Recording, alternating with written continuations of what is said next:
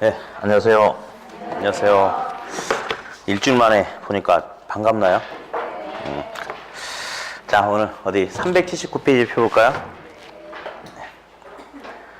이제 저번 주까지 이제 부동산 금융에서 이자율 관련된 내용을 했고, 오늘 이제 저당의 상환 방법이란 게 있어요. 그래서 돈을 남한테 빌리면 빌린 돈에 대해서 이제 갚아가는 여러 가지 방법인데, 이것도 한 번도 안 빠지고 계속 지금 시험에 출제가 되고 뭐 당연히 나와야 되겠죠. 자, 그러면 이제 어디 맨 상단에 있는 내용부터 이제 쭉 할 텐데, 일단 양가로 일본에 보니까 혹시 무슨 상환 방식이라고 나왔어요? 원금 균등 분할 상환 방식 나왔죠. 자, 그럼 일단 칠판 볼게요. 칠판. 근데 어떤 전제 조건을 끌고 갈 거냐면, 자, 은행에서 1억 원을 빌리겠다. 그리고 대출 만기는 10년이다. 대출 이자율은 10%다. 그리고 연 저당 상수가 0.1627이다. 라고 이렇게 해놓고, 대출은 고정금리 대출을 전제로 한다. 이제, 우리 시험, 이쪽 파트는 우리 시험에 나올 때 고정금리를 전제 조건 하거든요. 자, 이제 이 상태에서 이런 조건 하에서 대출을 받는데, 시간이 흘러감에 따라서 원리금은 어떤 변화를 보일 것인지 이제 한번 볼 거예요. 자, 잠깐만. 여기 뭐라고 써놨어요? 원리금. 원리금 뭐의 약자인가요? 원금 플러스 이자. 원리금이 어떤 변화가 생기는지 한번 살펴보자. 이제 그렇게 합니다. 자, 그러면 어디 볼게요. 그려볼게요. 자, 이제 여기가 대출 계약 시점. 계약 시점. 여기가 만기. 그랬을 때, 우리 처음에 책에 이제 체크를 한번 해봤는데, 원금 균등 분할 상환 방식 체크해봤죠? 자, 그러면 얘는 말 그대로 뭐가 똑같냐면 원금이 처음부터 끝까지 똑같대요. 그래서 원금 균등 분할 상환 방식이라고 하는데, 왜 그러냐 볼래요? 1억 원을 10년을 걸쳐서 갚는데, 10년에 걸쳐서. 근데 우리가 통상 이제 빌린 돈을 매 월 단위로 원리금을 갚잖아요. 매 월 단위로. 근데 1년에 한 번 갚는다고 가정할게요. 그러면 빌리는 돈이 1억 원인데 10번에 걸쳐서 나눠서 갚으면 되는 거죠. 그러면 첫 해도 두 번째도 계속 원금 얼마씩 갚으면 될까요? 1,000만 원이죠. 맨 밑에 표를 볼래요?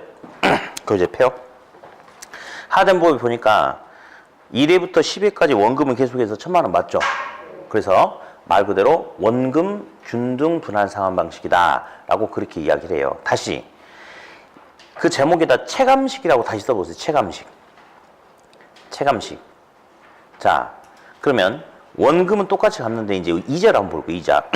그걸 보니까 1회차 때 이자를 보니까 1,000만 원 나왔죠. 왜 1,000만 원이냐면 1회차 때는 원금, 빌린 원금이 그대로 살아있는 거야. 1억이. 1억에 10% 이자를 적용하니까 이자가 1,000만 원이에요. 그래서 원금 1,000만 원, 이자 1,000만 원, 원리금 얼마? 2,000. 그 다음부터 문제죠. 이제 그 다음부터 2회차를 보니까 원금 똑같이 1,000만 원인데 이자가 이제 1,000만 원이 아니고 900만 원이죠. 왜 그런지 눈치챘나요? 작년에 1,000만 원 갚았잖아, 원금을. 그럼 부채가 이제 1억에서 9,000원 줄었겠죠. 9,000만 원에 10% 하니까 이자가 900이야. 그래서 원리금 합치니까 1,900. 3년 차가 되면 또다시 원금 똑같지만 이자가 또 줄죠. 그런 식으로 해서, 자, 원금 균등 분할 상환 방식은 초기 원리금은 크는데 점점 작아집니까? 그렇죠. 그래서 이게 바로 원금 균등 분할 상환 방식이다. 그리고 원금은 똑같지만 이자가 줄어들어서 원리금은 점점 커진다, 작아진다. 그래서 무슨 식 상환이라고 하냐면 체감식 상환 방식이다라고 그렇게 이야기를 해요. 네, 됐죠? 요거 개념 잡았죠? 네, 하나 넘길게요. 하나 넘기면 이제 특징 요런 것도 체크해놓고 다 읽어보셔야 돼요. 특징 같은 거. 다음 381페이지 보니까 양가로 2번에 월리금 381 월리금 균등 분할 상환 방식 나왔어요? 그렇죠? 방금 봤던 것은 무슨 균등이고? 원금 균등이고. 그러면 월리금 균등은 처음부터 끝까지 아마 원리금이 똑같은가 봐. 그래서 일단은 원리금 균등 분할 상환 방식이다 라고 이렇게 이야기를 하거든요. 그러면 이런 거 한번 끄집어내고 이야기 한번 해봅시다. 자, 이제 은행에서 1억 빌린다, 1억을. 그리고 빌린 돈에 대해서 이자율을 곱하면 이자가 되는 거고, 빌리고자 하는 돈에 대해서 저당 상수를 곱하면 원리금이 되는 거예요. 그러면 저당 상수 아까 보니까 0.1627이었죠? 그래서 1억에다가 0.1627 곱하니까 1627만 원이 되는데 이 녀석의 이름이 뭐죠? 원리금이죠? 그렇죠? 그래서 요 원리금 균등분할 상환 방식은 대출 계약 시부터 만기까지 계속해서 은행에 1627만 원씩 계속 갚는 데요. 처음부터 끝까지. 그래서 말 그대로 원리금이 똑같다 해서 원리금 균등분할 상환 방식이다. 그렇게 이야기를 해요. 자, 그런데 여기서 우리 원금이 얼마고 이자가 얼마인지 한번 찾아볼까요? 이 1627에서 이게 원리금이니까 만약 원금을 구해라 그러면 뭘 빼면 될 것 같아요? 그렇지, 이자. 우리 이자 계산해볼까? 이자는 빌린 돈에다가 뭘 곱하면 돼요? 이자율. 0.1 곱하니까 이자 얼마? 이자 1,000만 원인가요? 저 이자는 1,000만 원이 1,000만 원. 그래서 원리금 1627에서 이자 1,000만 원 빼니까 나머지 627만 원이 바로 뭐가 된다? 원금이 되는 거죠, 원금이. 그렇죠. 그럼 볼래요? 초기에 1627 중에서 처음에는 이 1,000만 원이 바로 이자였어요, 이자. 그리고 원금으로 상환된 돈이 이만큼이 바로 원금이란 말이에요, 원금. 근데 어디?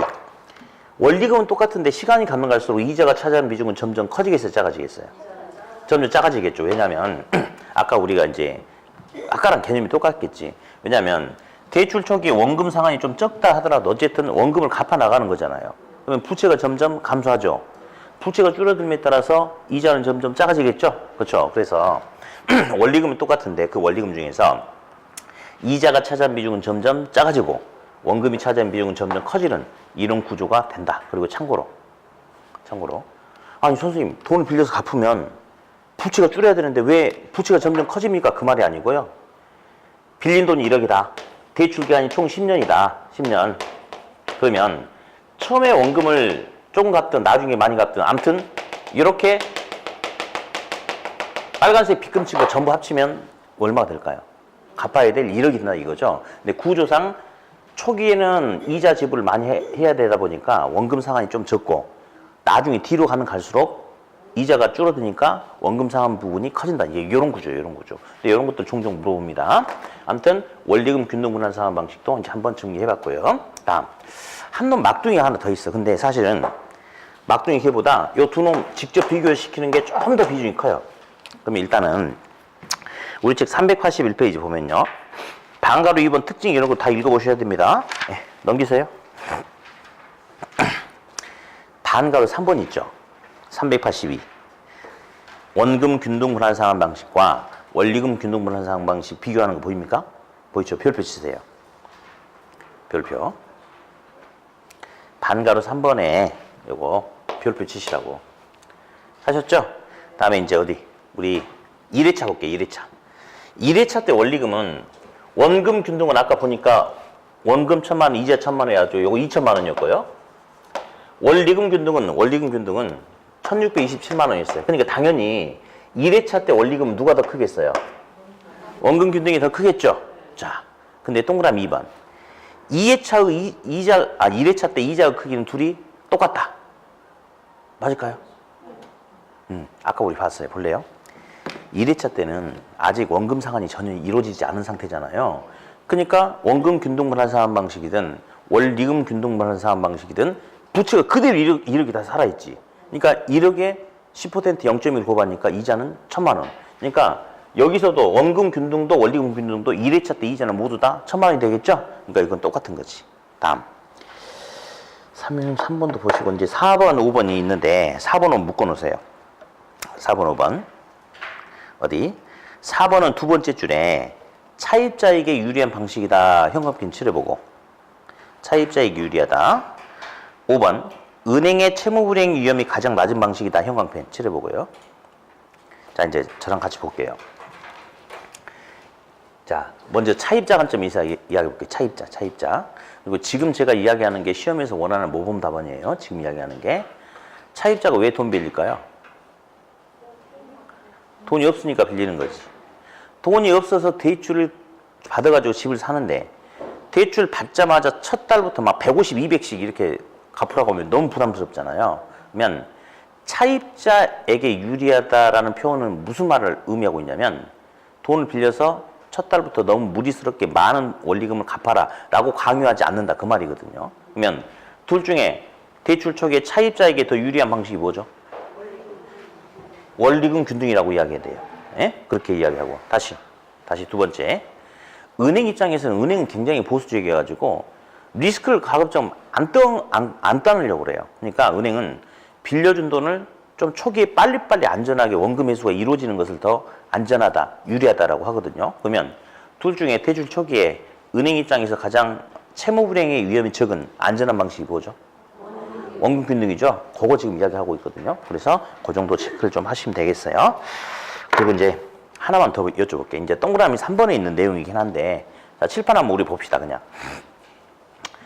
원금 균등이든 원리금 균등이든 똑같은 1억 원을 10년 동안 이자율 10%로 갚긴 갚아요. 갚긴 갚아. 근데 어디? 대출 계약 이후 몇 년, 2, 3년 지났을 때 둘 중에 부채 잔금이 더 조금 남은 방식이 뭘 것 같아요? 응?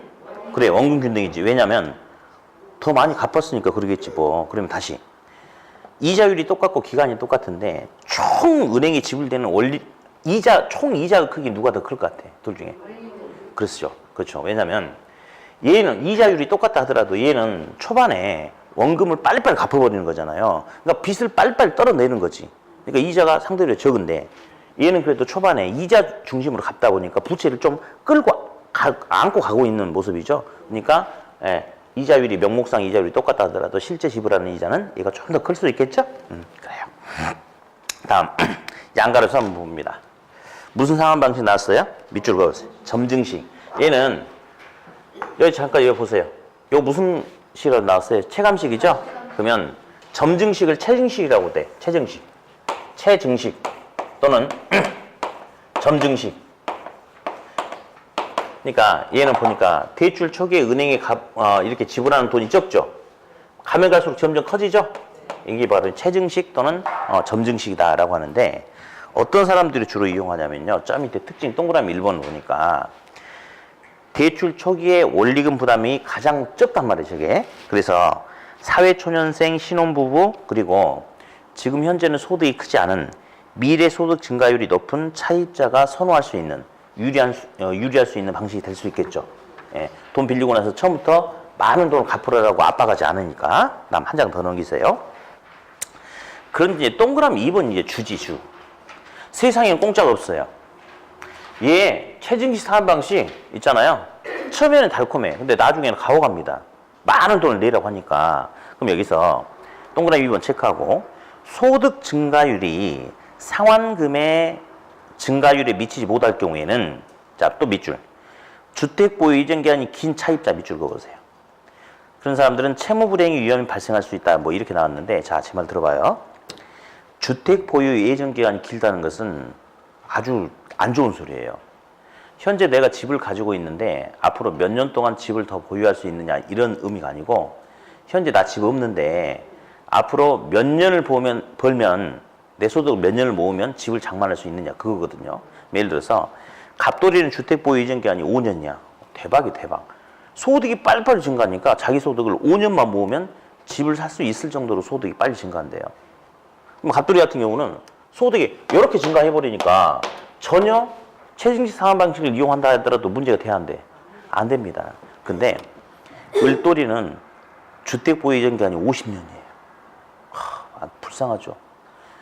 자기 소득 증가가 굉장히 더디기 때문에 자기 소득을 50년 정도는 모아야지 집을 장만할 수 있을 정도로 소득이 증가하지 않는데, 그러면 어느 정도 시점이 된다면 소득보다는 은행이 지불해야 되는 원리금 부담이 더 커져버리는 그런 문제가 생길 수도 있겠죠. 따라서 주택 보유 이전 기간이 긴 사람은 이 방식이 유리하겠어, 불리하겠어? 나중에 불리하겠죠? 네, 그 정도만 잡으시고요.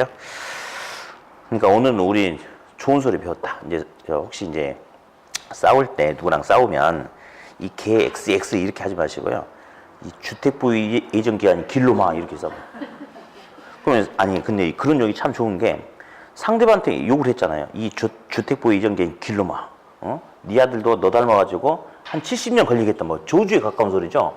근데 상대방은 그게 무슨 소리인지 못 알아들어.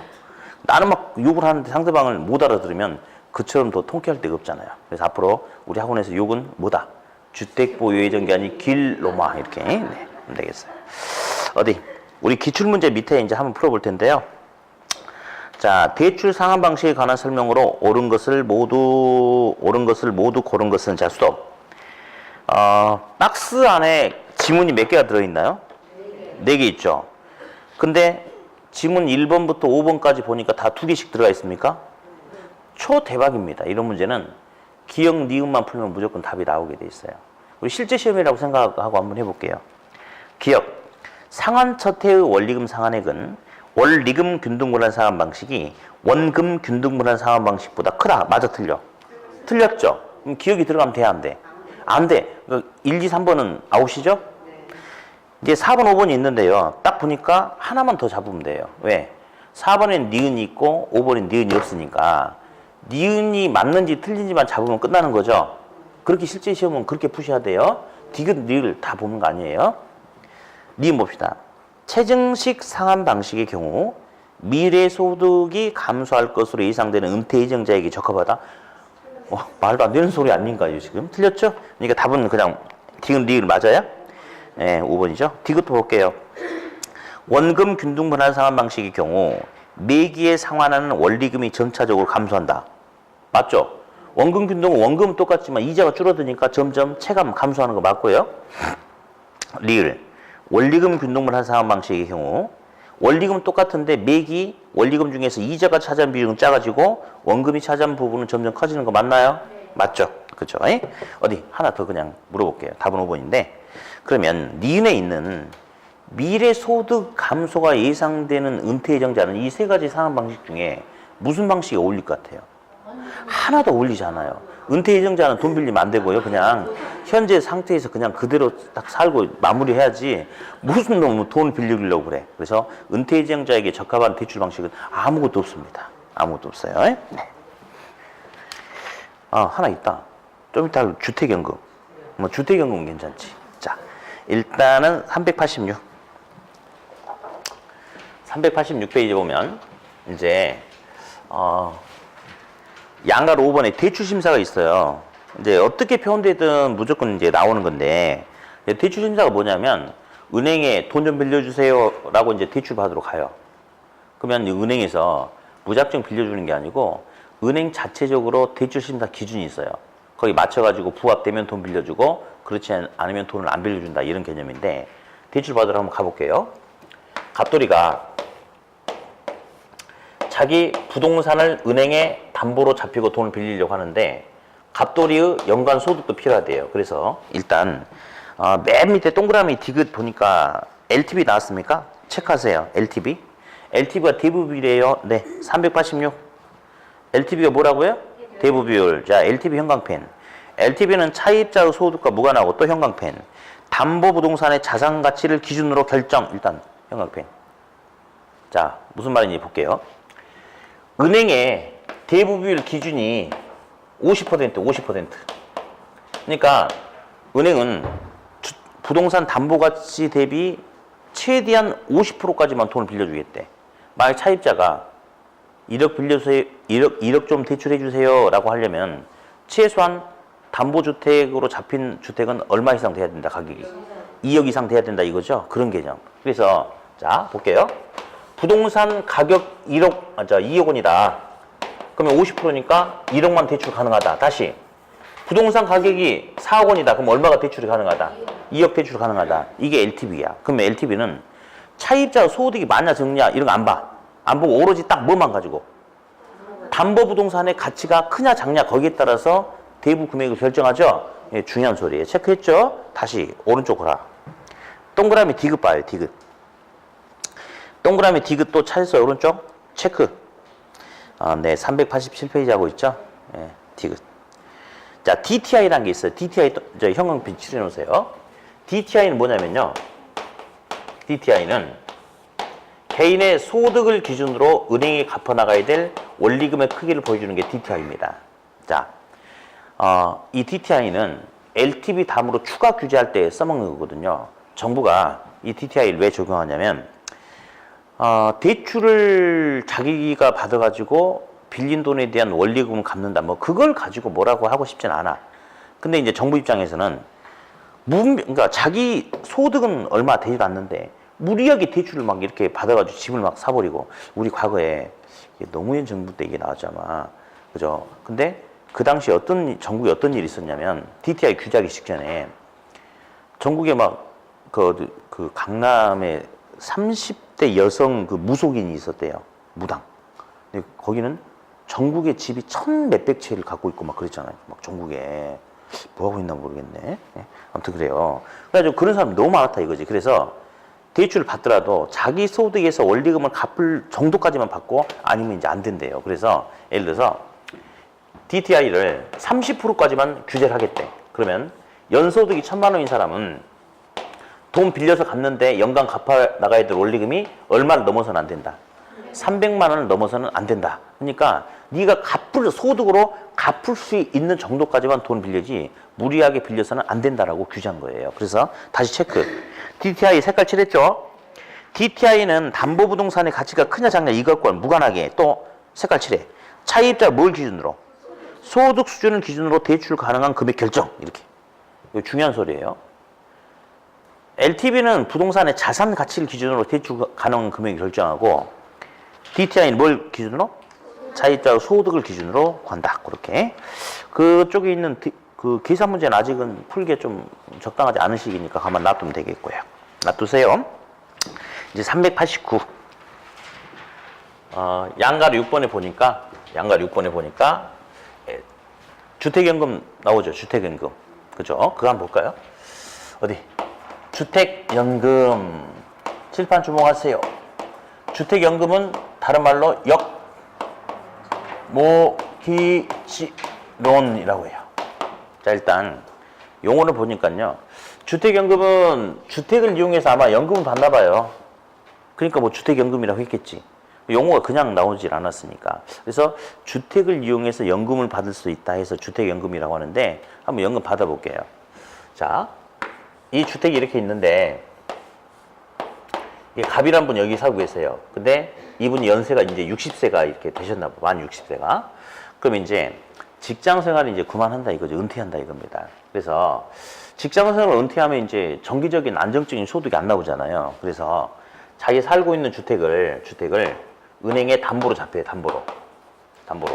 그래 놓고 한꺼번에 대출 받는 게 아니고 매월 단위로 마치 생활비를 연금을 받는 식으로 이렇게 받게끔 하겠대요. 그러다가 본인이 계속 연금을 받는데 나중에 이제 본인이 사망하시잖아요. 그러면 주택을 처분해서 갖겠대. 그게 바로 주택연금이에요. 일단 여기까지 보니까 뭘 이용해서? 주택을 이용해서 뭘 받았어요? 연금을 받았죠? 그래서 말 그대로 일단은 무슨 연금이야? 주택연금이죠. 자, 다시 받아볼게요. 그러면 시세 3억짜리 주택을 은행에 담보로 잡히고 60세가 되시는 분이 이렇게 받는데요. 그러면 한 달에 한 67만 원, 8만 원 이 정도를 받아요. 언제까지? 사망 시까지. 본인이 주택에 계속 거주하면서. 그럼 볼게요. 역은 반대잖아요. 반대. 일반적인 대출은 돈 빌릴 때 한꺼번에 빌리고 장기에 걸쳐서 분할상환 하는 거죠. 근데 이 같은 경우는 계속 조금씩 이렇게 대출 받는 거야. 대출. 은행으로부터 연금 받는 거 있잖아요. 매달. 이거 대출 받는 거지 뭐. 그잖아요. 받다가 본인이 사망하면 주택을 처분해서 갚는데요. 그래서 보니까 모기지론 또는 저당대출이 뭐냐면 담보 제공하고 돈 빌리는 거예요. 근데 그것과 구조가 서로 반대입니까? 그래서 역모기지론 또는 역저당 이렇게 이야기를 해요. 일단 용어 정리 됐죠? 그렇죠? 다음. 이제 또 할게요. 근데 혹시 이거 지금 부모님 이거 이용하고 계신 분 계세요? 안 계세요? 자, 그러면 볼게요. 아직 우리는 나이를 보니까 본인 직접 이용하신 분 안 계시겠다. 그죠? 예. 자, 일단 볼게요. 근데 이제 3억짜리 주택을 은행에 담보로 잡히고 계속 연금을 받다 보면 부동산의 담보 가치가 점점 작아지지 않을까요? 그러다가 만약에 만 90세가 되는 시점이 되면 주택의 담보 가치가 소멸될 수도 있겠어요? 그렇죠? 그러면 일단 볼게요. 언젠가는 주택을 처분해야 돼요. 그리고 연금으로 받았던 돈, 연금 채권을 갚아줘야 되거든요. 자, 근데 어디? 할아버지가 이제 계산이 깔끔하게 끝나려면 다 알아서 90세가 된 그날 하늘나라 올라가시면 10원 한 장 안 틀리게 계산이 딱 맞아 떨어지는데 이제 할아버지가 80세가 되는 시점에 돌아가셨어. 그러면 주택 처분 가격은 3억인데 할아버지가 2억밖에 안 받을 수도 있죠. 일찍 돌아가셨으니까. 그러면 주택 처분하고 연금 채권 상환하는데 돈이 남죠. 남는 것은 국가가 먹겠어, 은행이 먹겠어, 말도 안 돼. 당연히 상속인한테 가는 겁니다. 이거 시험에 전혀 안 중요해요. 안 중요하고 할아버지 이때 돌아가셔야 되는데 지금 100세가 되셨어요. 100세. 예, 100세가 되셔가지고 은행에서 도대체 어떻게 된 일인가 전화해봤어. 그랬더니 할아버지 아프신데 없니? 그랬더니 그건 전혀 걱정이 말해. 밥도 오늘 아침에 2그릇 먹고 좀 이따 등산 갈 거고 앞으로도 한 20년 더 살 것 같대. 자, 있잖아요. 뭘 어떻게 살면 좋지. 근데 그런다 하더라도 할아버지가 돌아가실 때까지 계속 연금을 줘야 돼요. 연금을. 근데 할아버지가 너무 오래 사셔가지고 연금으로 받은 돈이 안에 5억 든다고 해봐. 그럼 주택을 처분해도 5억을 다 못 갚죠. 그러면 부족분이 발생하겠습니까? 그렇죠. 자, 이 부족분 처리가 핵심이에요. 여기서는 핵심. 자, 근데 부족분 처리를 상속인 아들, 딸들한테 물어내라고 하지 않아요. 왜냐면요. 이거 다시 읽으세요. 뭐라고 써놨어요? 주택을 담보로 잡히고 연금 받는 게 주택연금이죠. 근데 담보로 뭐 잡힌지 아세요? 요 주택만 담보로 잡힌 거예요. 주택만. 그래서 주택만 담보로 잡히고 주택을 이용해서 연금을 받는 거였거든요. 지금. 이거 주택연금 이용할 때 아들, 딸, 상속인들이 연대보증 안 했어요. 담보는 오로지 딱 주택만 담보로 잡혔거든. 그러니까 할아버지가 너무 오래 사셔가지고 연금채권 상환하는데 부족분이 발생해도 아들, 딸한테 물어내라고 화해 안 해. 안 하지. 다음, 할아버지가 지금 담보로 잡힌 게 뭐죠? 주택만 담보로 잡혔거든. 근데 할아버지는 주택에 임야도 좀 가지고 있고 상가도 하나 가지고 있고 예금도 한 7천만 원 통장이 있더라고. 자, 이런 거 담보 잡혔어 안 잡혔어요? 저 이름 봐봐. 이름. 무슨 연금이래? 주택만 연금이야. 주택만 담보로 잡히고 연금 받았거든요. 그러니까 담보로 잡힌 주택에 이런 기타 재산에 대해서 은행이 내놔라고 구상권을 청구하겠어 안 하겠어? 안 합니다. 안 해. 그냥 부족분이 발생해도 국가가 다 책임져 줍니다. 공적 보증에 의해서. 그래서 상당히 이렇게 좋은 금융제도 중에 하나예요. 근데 게다가 이제 또 뭐가 있냐면 할아버지 짝꿍 있을 거 아니에요. 짝꿍이. 누구? 옆집 할머니? 그러면 안 되고. 네. 할아버지 짝꿍이 있을 거 아니에요. 할머니가. 근데 할아버지가 60세인데 할머니는 39세가 되더라도 연금이 나와요. 나와. 아름다운 사유죠? 근데 이제 참고로 사실은 소유권이 주택 소유권이 할아버지한테 있다 하더라도 주택은 공동재산이 사실은 할머니 할아버지가. 그러니까 소유자가 누구냐 소유자가 60세가 되냐 안 되냐 이게 아니고 부부 둘 중에 아무나 그냥 소유자든 뭐든 상관없이 아무나 한 사람만 만 60세 이상이면 이용할 수가 있어요. 그래서 받다가 할아버지가 이제 81세가 되시니까 사망하셨어요. 근데 그러면 할머니가 딱 60세가 되는 거거든요. 그러면 할아버지가 돌아가시면 할머니 앞으로 소유권 이전 등기하고 할머니가 돌아가실 때까지 계속 나와요. 네. 그러니까 굉장히 좀 유리한 복지금융 형태가 된단 말이에요, 지금. 그래서 이것도 나중에 보면요. 분명히 손을 엄청 볼 거예요. 그래서 혹시 부모님도 이렇게 관심이 있으신 분들은 이렇게 혹시 조만간 바뀌긴 바뀔 거야 아마. 이게 나중에 정부 재정 부담이 되게 클 수가 있거든요. 그때는 그때고 혹시 이제 이용하실 분들은 미리 알아봐가지고 한번 미리 하시는 것도 좋을 것 같아요. 네, 그렇게 이 정도. 네, 책에 체크 좀 할까요? 389페이지 보면요. 반가로 1번 개념의 동그라미 1번 보이시죠? 그 체크 한번 하세요. 동그라미 1번. 근데 사실은 동그라미 2번도 시험에 나왔는데 이런 건 오닥거리는 아니에요. 그냥 냅둬 버리자고요. 1번만 체크하고 넘기세요. 자, 동그라미 4번 체크. 자, 대출금 상환은 담보주택 처분 가격 범위 내로 한정하면 문장 끊어요. 끊어. 아까 제가 그랬죠? 뭐만 담보로 잡혔대요? 주택만 담보로 잡히니까 그런 거야. 그리고 밑에 파란색 박스 보이세요? 그건 A라고 써놓으세요. 딱 한 번밖에 안 나왔어. 바로 밑에 파란색 박스 보이죠? 그건 A라고 써놓기만 해. 읽지도 마, 지금. 읽지도 마요. 가만 놔두고. 기타 한번 보시고. 이제 반가로 2번에 주택연금의 장점이 있어요.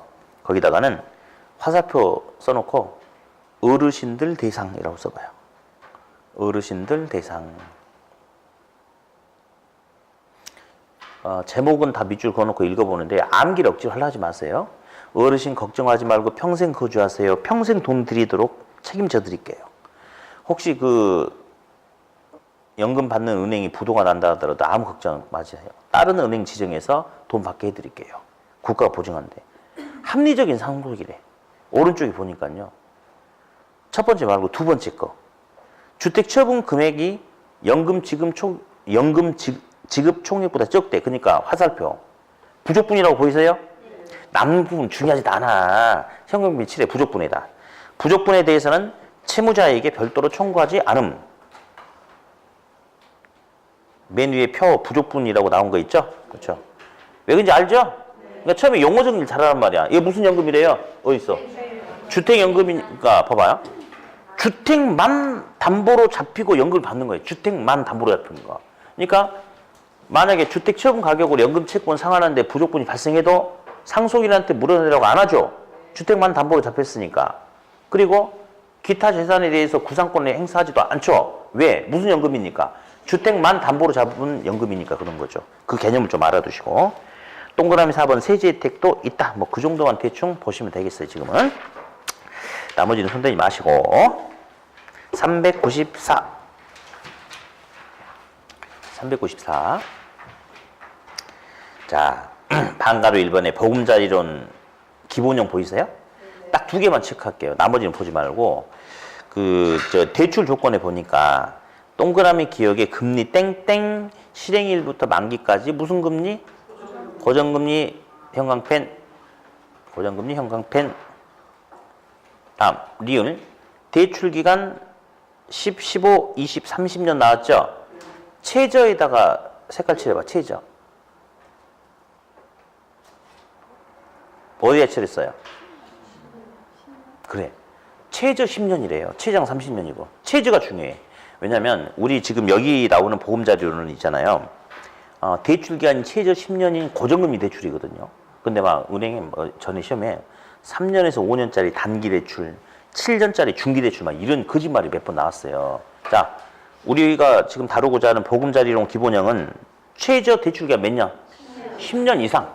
최저 10년 이상 이렇게. 무슨 금리? 고정금리 그 정도까지만. 나머지는 지금 손대지 마시고. 자, 다음에 이제 396페이지. 396페이지. 이제 저당의 유동화. 이런 게 있네. 저당의 유동화. 그래서 용어 정리 몇 개 하고 좀 봅시다. 그냥 아무것도 체크하지 말고 칠판 좀 볼게요. 유동성. 돈을 유동성이라고 그래. 유동성. 네. 돈. 그러면 돈이 부족해서 파산하는 위험을 유동성 위험이라고 그래요. 기업들도 뭐 유동성 부족으로 어쩌고 저쩌고 뭐 파산하고 뭐 어쩌고 저쩌고 이런 소리 하거든요. 자, 그러면서 이제 영어 공부 좀 할게요. 영어. 은행이 영어로 뭐예요?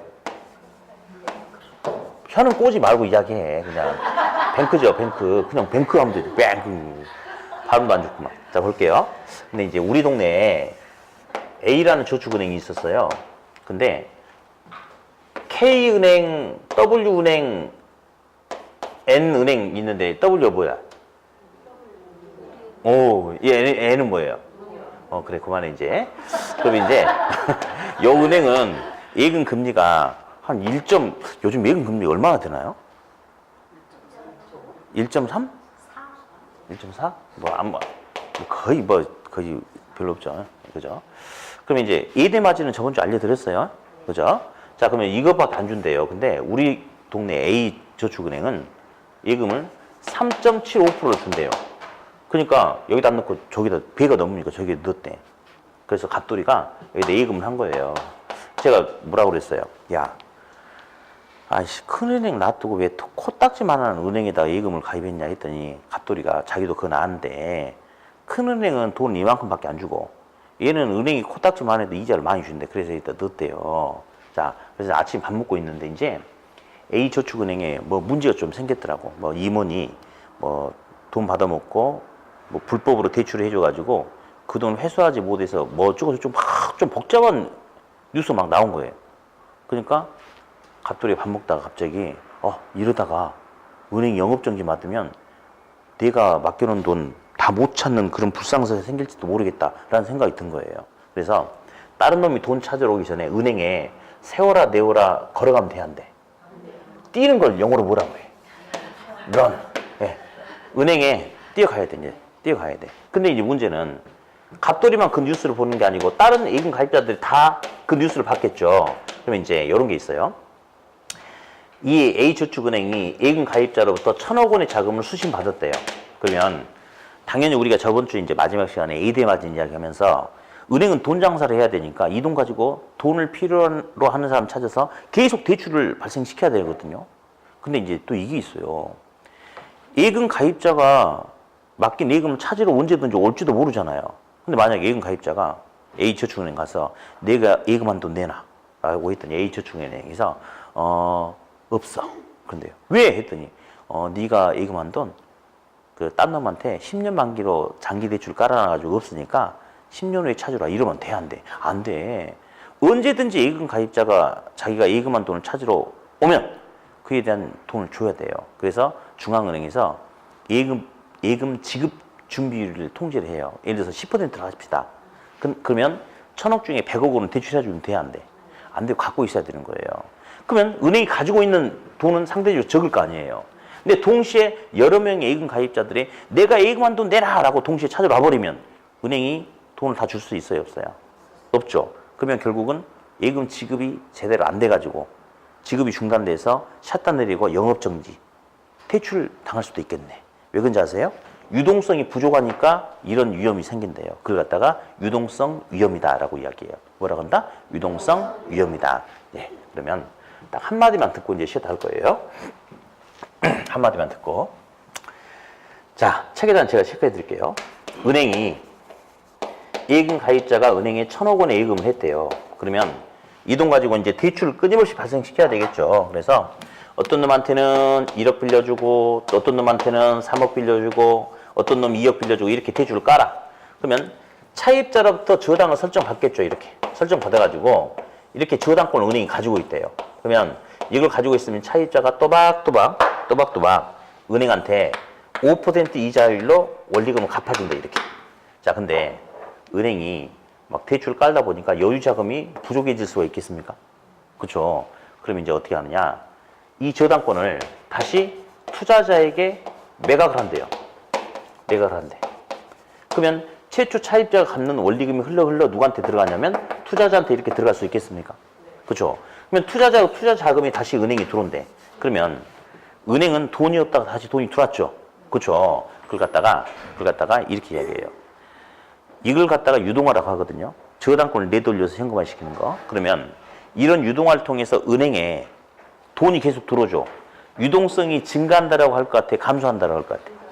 유동성이 증가해.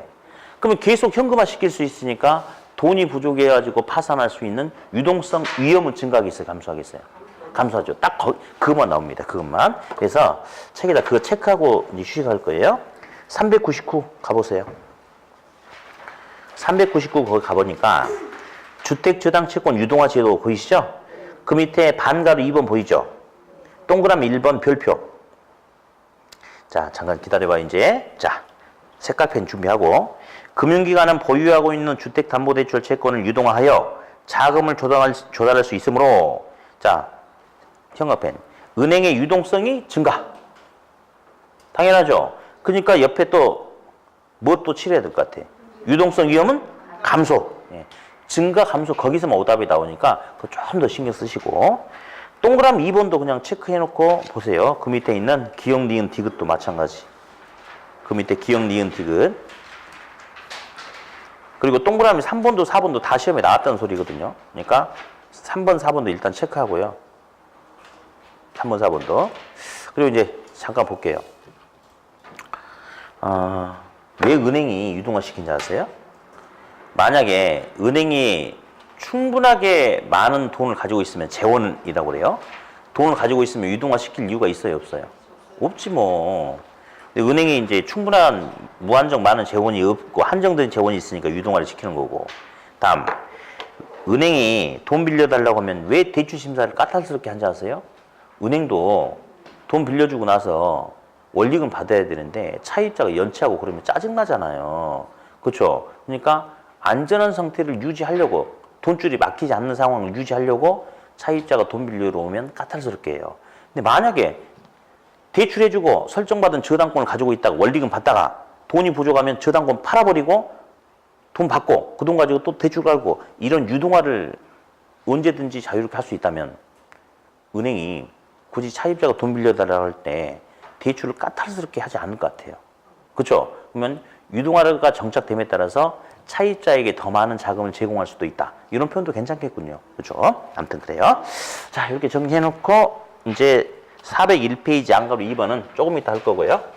어디 잠깐 봅시다. 자, 첫 번째 전항의 상환 방법을 잠깐 배웠는데 먼저 특징을 좀 봐야 돼. 특징을. 자, 이 흰색 뭐야 이거? 시작. 원금 균등 상환 방식인데 무슨 식? 왜 체감식이냐? 자, 원금을 아까 보니까 처음부터 끝까지 똑같았죠. 근데 이자가 점점 줄었잖아요. 그래서 원금은 똑같은데 이자가 줄었기 때문에 원리금은 체감한다 해서 체감식. 맞죠? 다음, 얘 노란색 시작. 원리금 균등 상환 방식. 얘는 처음부터 끝까지 원리금이 똑같아.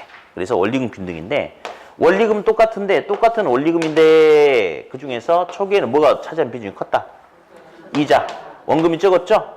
근데 가면 갈수록 이자가 차지한 비중은 적어지고 원금이 차지한 비중은 커진다. 다음, 최정식은 처음에 은행에 갚는 돈이 가장 적었죠?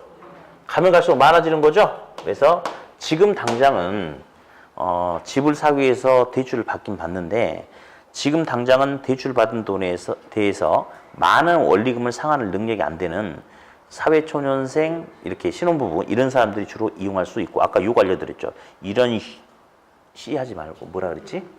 이 주택보유 예정기한이 길로마 그거 알려줘. 늦게 오신 분은 뭔 말인지 모르죠.